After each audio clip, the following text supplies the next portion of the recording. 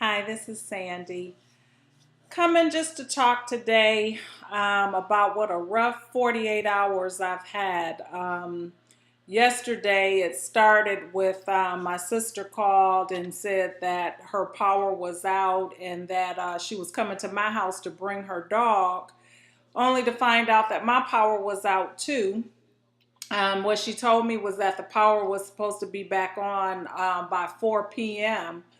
So I said, okay, I'll just leave work a little bit early just because I knew traffic would be really, really crazy getting to our area with traffic lights out and things like that. So I came home expecting that the power would be back on within the hour or whatever. Well, it wasn't. I called to get an update. They said it would be back on by 5:30, and then the time was changed to 6:30. Then the time was changed to 2 a.m. Mind you, it's 80 degrees outside. It was hot in the house. I mean, it's like dark, everything dark, everything. So I said, okay, get ready for a long, long, miserable night. So I got all my candles out. Luckily, I had just done a run to the store and had candles in the house. So I lit up my candles and sat here and kind of ran my battery down on my phone, checking email, texting, what have you. But when you don't have electricity in your house, it is really, really hard. I cannot tell you how many times I walked into a room, turned on the light switch for nothing to happen. And just remember everything that you do that you need to have electricity for. So it was quite miserable, but it got me to thinking about people that live in other places that don't have electricity and how we take these things for granted. Um, but it was rough. It really was. I wanted to get on YouTube, watch TV. I wanted to see what was happening in the news. There's so many things. I just felt so cut off. And I don't have a landline. So, I didn't want to talk on the phone and run my battery down. Couldn't recharge my phone. Couldn't charge my iPad. I mean, you get the picture. It was rough. So what I did, I had to sleep downstairs in the living room. Um, I had the door open and the windows open to get some air in, but a lot of people were outside doing the same thing, trying to get some air and whatnot. So my dog was acting crazy. He was barking and barking and barking. It was just terrible. I just started to get really stressed and like, oh my goodness, what am I gonna do? I texted with my sister and she was like, well, did you take a shower? Maybe that'll relax you. And I'm like, that's a good idea. So I went upstairs, took a shower, took my essential oils, took some of the eucalyptus oil and kind of put a little bit of that in the tub. So just the aroma of it. And of course I had to have candles because there were no lights on. So it was actually a very pleasant experience for that moment.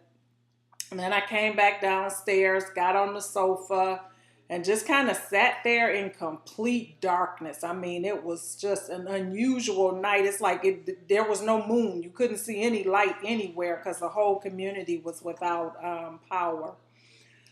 But once, the sun went down and everything, and I laid there, a little breeze started to stir, so it was okay. And then it was almost about 4 o'clock this morning.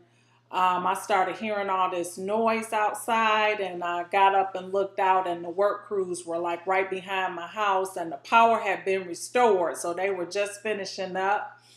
So I was able to get up and, get blow the candles out and go get in the bed, turn the air on, and just enjoy the rest of the night.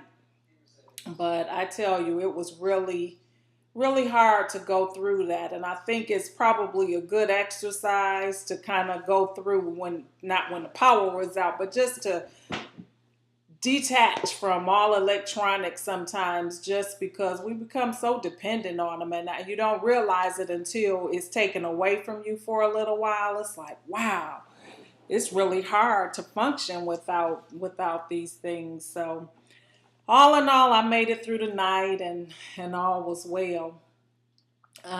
So today I had to get up and clean out the refrigerator because all total we were without power more than 12 hours. And the food was still kind of cold, so that was cool. However, with certain things you just don't want to refreeze. So, I had to take care of some things, getting some things taken out of the refrigerator, which is probably good anyway because I had stuff in there that probably needed to be thrown away. So that enabled me to kind of get that done and everything. And hopefully tomorrow will be a better today. Today I work from home, which was good to be able to kind of get a little bit of rest that I lost last night. So I slept in a little bit longer than I would have once I got settled in after the power came on.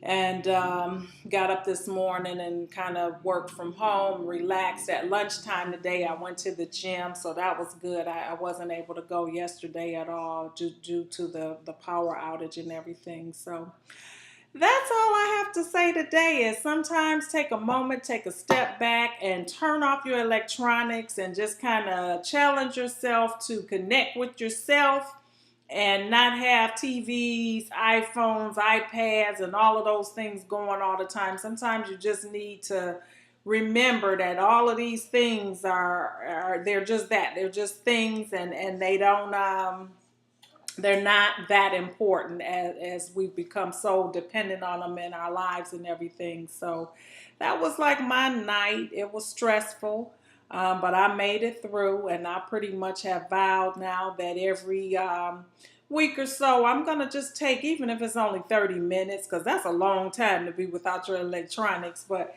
just try to do that to kind of connect and talk to or hear yourself, hear from the Lord, just kind of have that time of meditation and quietness in your life. So that's my message today is challenge yourself to do that. I hope your power doesn't go out, but it's something that's still good to do, just to go through that.